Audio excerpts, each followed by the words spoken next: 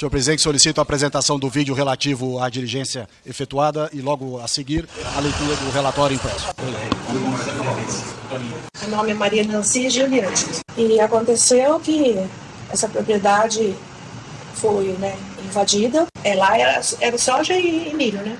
Soja e milho. Aí houve a invasão na madrugada de sábado, dezembro de 2020. E até então ficamos assim. Entrou muitas famílias. Que essa é uma comissão de inquérito, portanto, ela é de averiguação. Quando a gente faz um inquérito, a gente ouve todas as partes. Nesse vídeo que nós vimos aqui no relatório do deputado, nós não ouvimos nenhum dos acampados se manifestarem. Pegaram um vídeo editado do Zé Rainha, que não tinha nada a ver com a visita, e a única pessoa que foi inquirida foi um rapaz, no primeiro assentamento que vocês foram, que foi de uma violência extrema, todo mundo chegando em cima com os telefones celular, aqui se diz proprietária, que não é proprietária, chegando em cima também. Então, nós temos vícios de legalidade. Não é um inquérito, não é assim que age. Por isso, eu quero repetir, esse relatório está pronto para criminalizar o movimento e a reforma agrária. E vamos deixar aqui claro, as terras lá são públicas, devolutas, não têm propriedade. Portanto, e elas estão já em litígio, exatamente para serem devolvidas para a União e para serem assentamentos da reforma agrária. Nenhum trabalhador foi ouvido, principalmente do assentamento, nenhum trabalhador. Outro registro, o segundo depoente, quando foi inquirido por um parlamentar se tinha arma, ele negou que não existia arma. Falou que poderia ter facão, que é o instrumento de trabalho, mas não tinha arma. Outro questionamento que é importante para a comissão. Algum suposto proprietário apresentou escritura de propriedade das áreas ocupadas? Não, porque as terras são devolutas. E, por isso, esse litígio tão longo no Poder Judiciário. Foi mostrado um vídeo que, em tese, era sobre a diligência, mas tinha vídeos sobre outros acontecimentos, que nos trouxe bastante riso, inclusive. Mas eu quero fazer algumas considerações sobre ele. Primeiro, há uma série de acusações, mas interessante que não teve apresentação de absolutamente nenhuma prova. Aliás, há inquéritos em curso sobre essas acusações. E sabe qual foi o resultado judicial desde a diligência até hoje, desse inquérito? Todos que estão sendo acusados foram soltos pela Justiça. Receberam habeas corpus. Então é isso.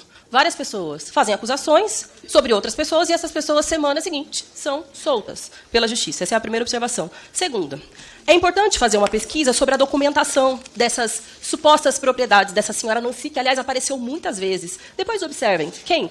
A campanha de quem?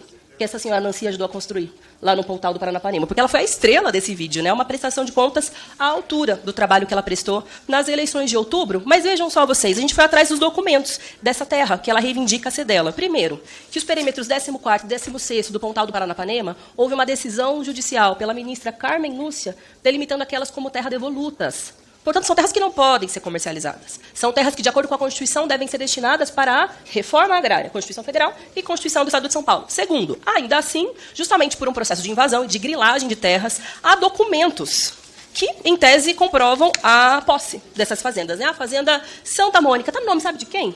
Pedro Julião Freire Lemos com os dependentes. Pedro Julião, Fernanda, Juliana e Luciana. Eu falei, uai, quem é essa senhora Maria Nancy, né? Por que ela está reivindicando a posse, a propriedade? E aí a gente encontra uma decisão judicial do senhor Marcos Caires Luz, que é juiz de direito a partir de uma reivindicação que a senhora Nancy fez dessas terras. Mas sabe o que aconteceu? Ela não pagou por essas terras. Aqui tem a decisão dele, que indefere o pedido, diz que tem uma irregularidade. Aliás, todos os documentos estão à disposição. Se algum dos deputados estiverem duvidando, está aqui em mãos, mas também tudo público.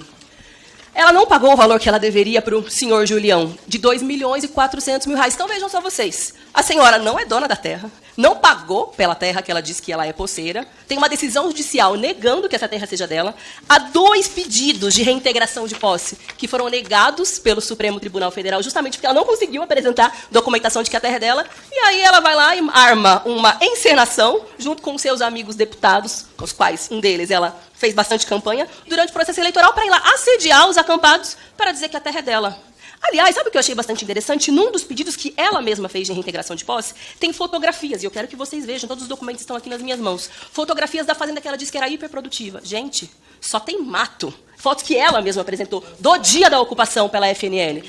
E aí o mais engraçado de tudo isso é que houve muitos outros registros do dia dessa diligência, de invasão de propriedade, de assédio, de abuso de autoridade. Houve mais um inquérito que o delegado apresentou, que foi sobre formação de milícias rurais por parte de fazendeiros que abriram fogo contra os acampados. E o relator se esqueceu de apresentar isso no relatório dele. Gostaria de pedir esclarecimentos e informações sobre o relatório apresentado pelo princípio da transparência, do bom uso do dinheiro público, para saber quanto que foi gasto pela Câmara, através da CPI, para a realização dessa visita, dessa investigação lá no Pontal, no meu estado.